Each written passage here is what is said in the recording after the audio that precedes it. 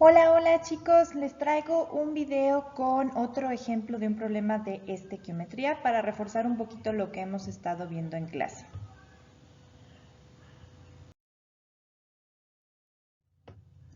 Ok, entonces el problema dice así.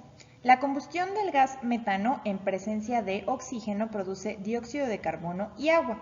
¿Cuántos gramos de dióxido de carbono se obtienen a partir de 50 gramos de metano? Primero que nada, pues tenemos que anotar la ecuación. Si se fijan, la fórmula del gas metano ya se las di yo. Como ustedes recuerdan en clase, lo que sería más correcto, ya que estamos hablando de un gas, pues sería colocar entre paréntesis esta aclaración. El oxígeno, recuerden, yo lo estoy colocando con un número 2 porque es parte de los elementos diatómicos y obviamente pues también está en forma de gas.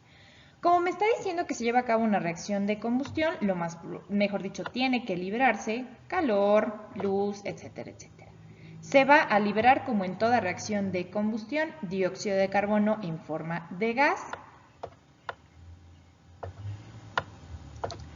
y agua. Esta agua, recuerden, pues lo más probable es que también esté en estado gaseoso o, dependiendo de las condiciones, pudiera condensar. Pero bueno, nada más vamos a anotar de esta manera.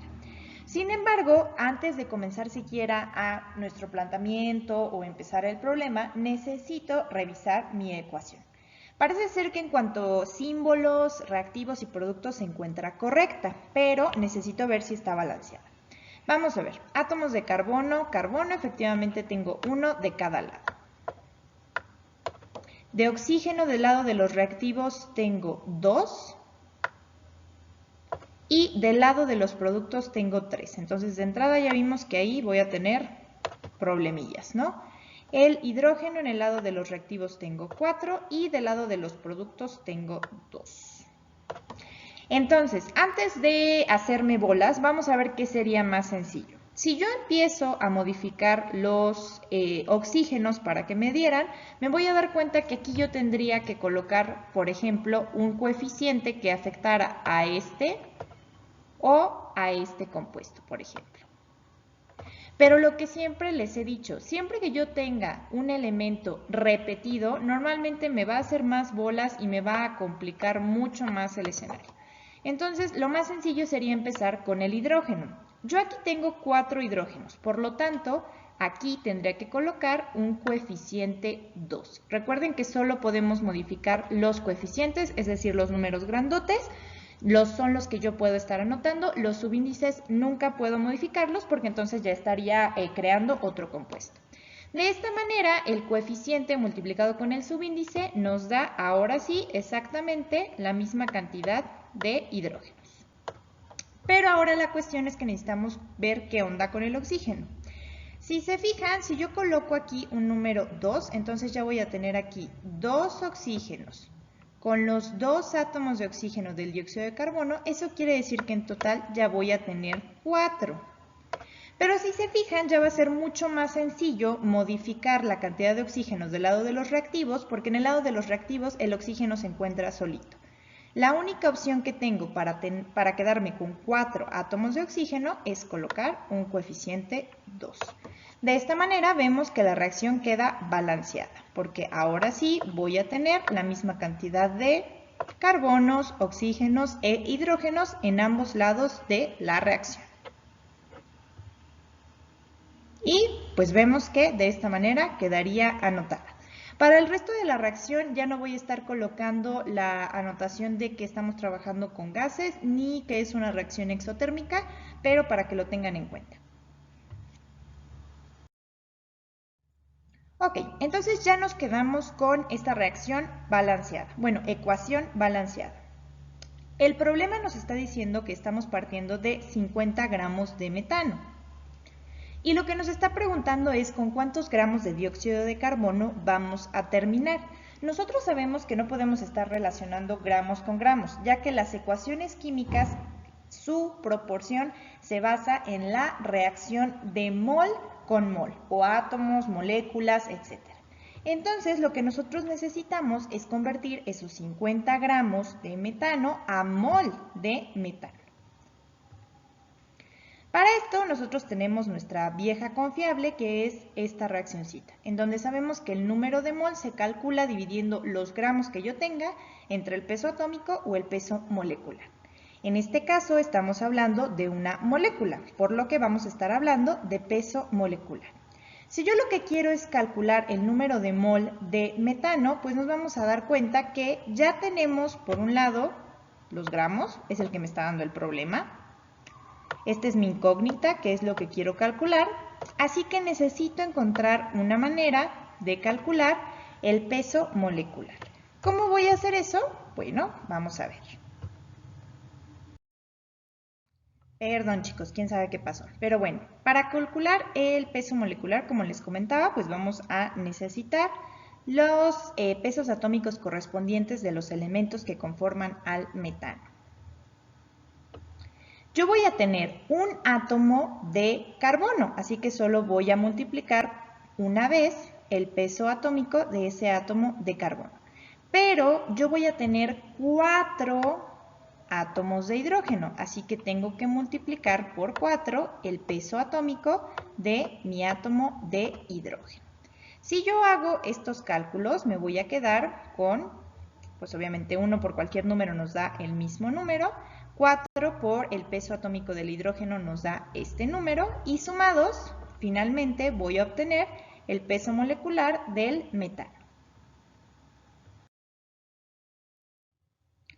Ya tengo la siguiente paso para llegar a número de mol del metano. ¿Por qué? Lo único que tengo que hacer es el dato que ya me estaban dando en el problema, que son los 50 gramos, es decir, los gramos que yo tengo aquí, pues ya me los estaba dando el problema. El peso molecular yo lo acabo de calcular. Entonces, ahora lo que tengo que hacer es dividir esos 50 gramos entre el peso molecular del metano. Nos damos cuenta que nos va a dar el siguiente resultado. Entonces, ya convertimos esos 50 gramos a mol de metano. La cuestión es que nuestro problema nos está pidiendo pues no calcular los mols, sino que necesitamos los gramos de dióxido de carbono. Para eso, entonces vamos a hacer una regla de 3 para relacionar los mol que tengo teóricamente a partir de mi ecuación con los mol que realmente tengo a partir de esos 50 gramos. Mi ecuación me dice que por cada mol de metano yo voy a estar obteniendo un mol de dióxido de carbono. Entonces lo voy a colocar de esta manera. Sin embargo, yo no tengo en los 50 gramos un mol, sino que tengo 3.1167 mol de metano. Así que necesito ver esto a cuántos mol de dióxido de carbono equivale. Nosotros sabemos que en las reglas de 3, los que se encuentran de frente se multiplican y se divide por este número. En este caso, como son números 1, pues bueno, nos va a quedar exactamente el mismo número. Es decir, se van a obtener por 3.1167 mol de metano, 3.1167 mol de dióxido de carbono.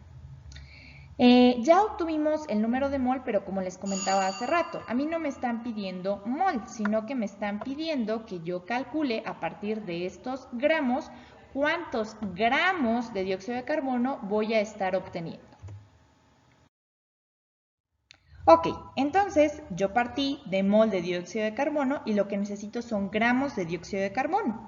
Otra vez vamos a requerir de nuestra vieja confiable, pero aquí la tengo despejada para calcular mol.